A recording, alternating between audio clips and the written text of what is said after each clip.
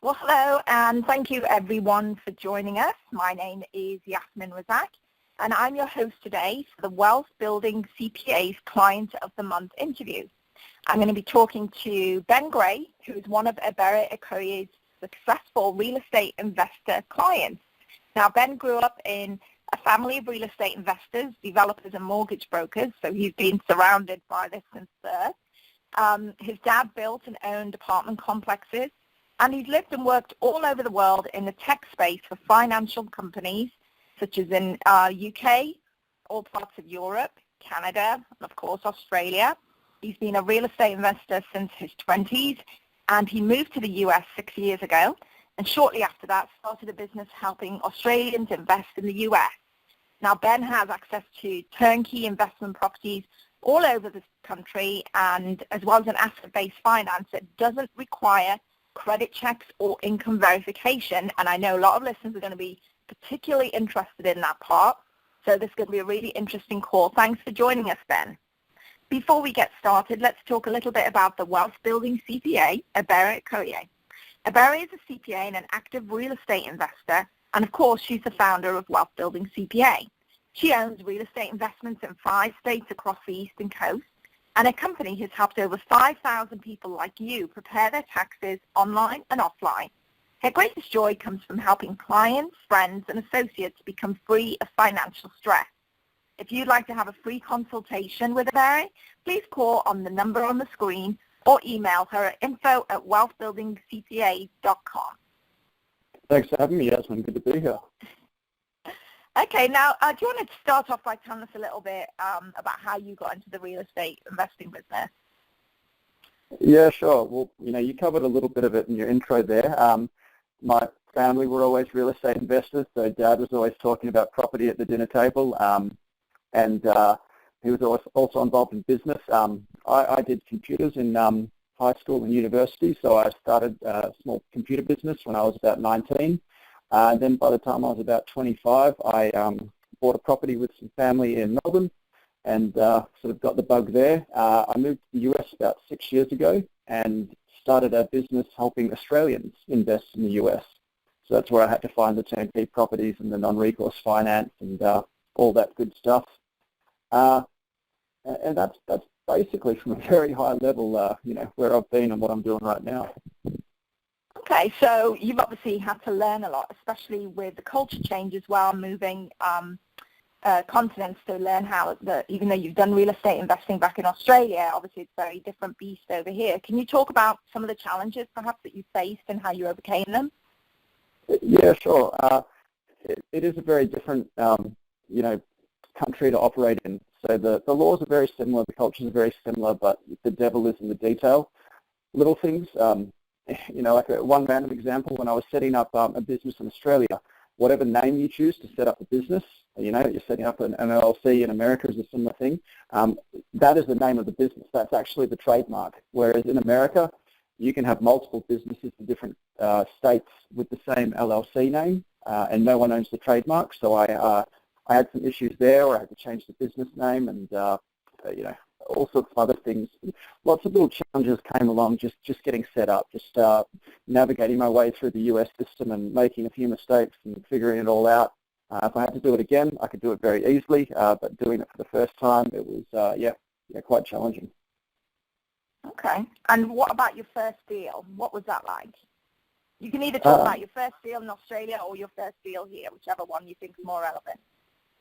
Yeah, so, the first deal in Australia, there's not a lot to talk about. I went in with some family and I had, a lot of people around me to help me do it. I didn't really have to stretch myself.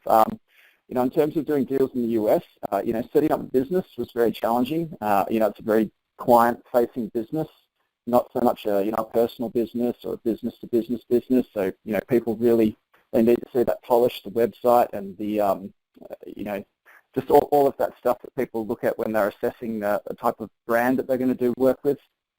So getting all of that set up was certainly challenging. But then to do my first deal, actually helping an Australian resident who lives in Australia purchase property in the US, again, it was challenging figuring out all of the things that needed to be set up for them. So tax numbers, LLCs, building their power team around them, I guess is what it's commonly called. And then once they've got that team in place, being able to then assist them to find that first property. So just working with people is tough, figuring out how to navigate someone through that process. When you combine it with all the new things of learning a new world to operate in a new country, pretty challenging stuff. But slowly but surely, I help one client, and I guess for the listeners out there, what I do is most similar to wholesaling. I'm connecting my investors with turnkey properties in the US. So each deal in itself is not very large, but you do one, you do two, you do three, all of a sudden, the money stacks up, the income keeps growing. Okay. Yeah. So not my first deal there, just kind of a little breakdown of everything, but yeah. So what's your particular favorite type of investing? Do you like rehabbing, or do you prefer buy and hold? So I prefer buy and hold, and I personally am a buy and hold investor. So I've purchased a property as recently as last year here in the US. But my sort of theory is to use my business to generate income and then siphon that income off to do buy and hold purchases. I don't necessarily want to be involved in rehabs or dealing with contractors or any of the other opportunities or the techniques that you can use to make money in real estate. Really want to keep it simple. Make some money via the wholesaling business. Use that money to buy and hold, and rinse, repeat. Okay, great. Now, before we get into the turnkey investment properties and financing that you offer for our listeners, can you tell us a little bit about how you learned about Iberra's services and how they've helped you with your taxes and, just generally managing your wealth in America? Yeah, sure. So I was a member of the New York City RIA when I first came to the US, and Iberra has a relationship with them, and I met her there. And I did a little bit of due diligence on her, and she seemed like a good option to go with, and I'm very happy. I've been with her for a number of years since.